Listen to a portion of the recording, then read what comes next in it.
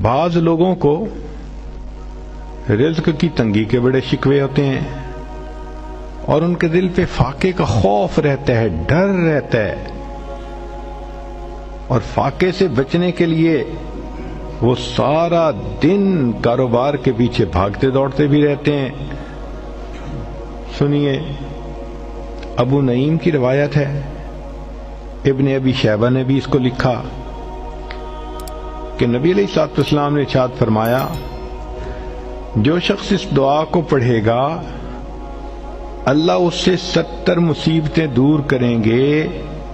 جن میں سب سے چھوٹی مصیبت اس کا فاقہ ہوگا۔ جو شخص اس دعا کو پڑھے اللہ تعالیٰ اس سے 70 مصیبتوں کو دور فرمائیں گے اور سب سے چھوٹی مصیبت فاقہ ہوگی، اور وہ فقرہ ہے لا حول ولا قوت الا باللہ،